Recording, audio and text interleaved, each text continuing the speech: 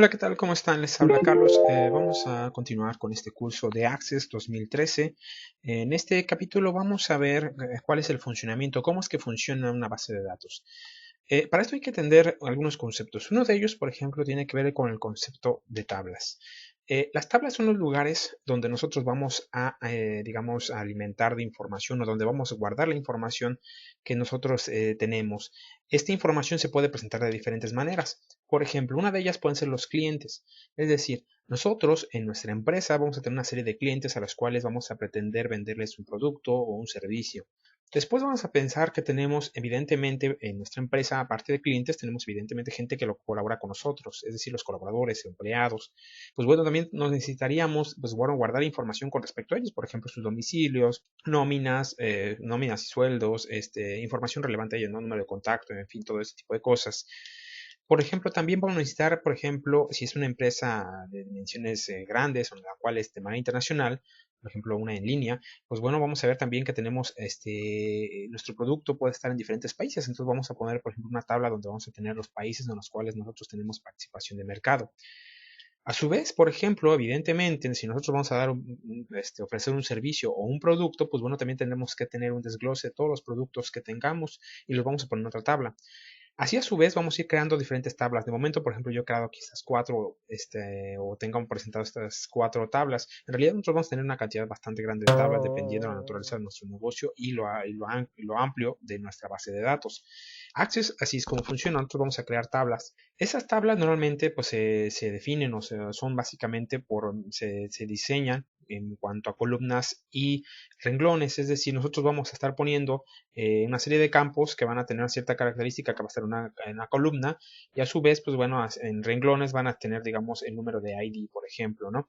A su vez nosotros vamos a necesitar otro concepto que vamos a utilizar que básicamente tiene que ver en cuanto a las consultas. Es decir, nosotros ya tenemos esa información, pero nosotros necesitamos hacer una serie de consultas hacia esas tablas.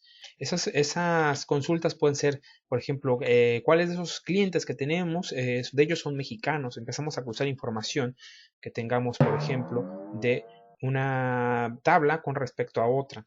Otra podría ser, por ejemplo, cuáles de estos productos que nosotros ofrecemos, por ejemplo, están en España o en algún otro país. Evidentemente empezamos nosotros a hacer estas consultas.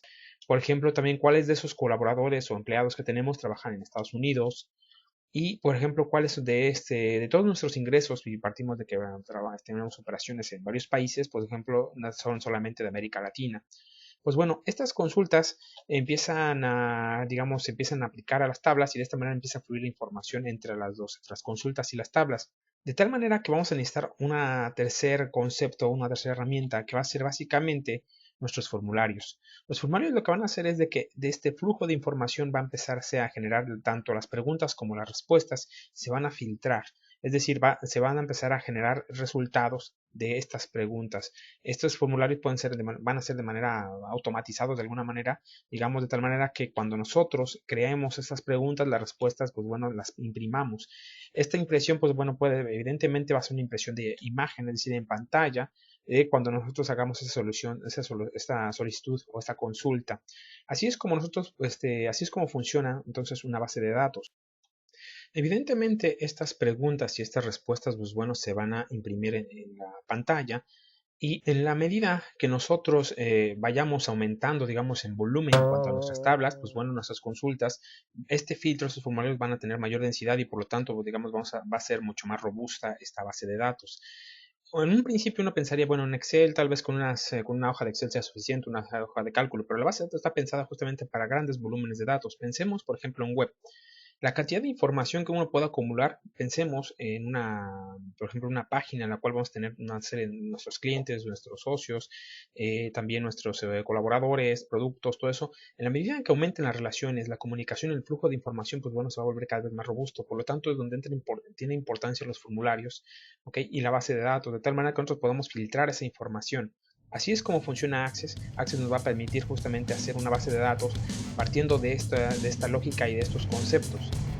Pues bueno, de momento sería todo, espero que haya quedado claro entonces cómo es que funciona, cuál es el funcionamiento de una base de datos. Los invito a que sigan viendo este curso de Access 2013. Pues de momento sería todo y hasta la próxima.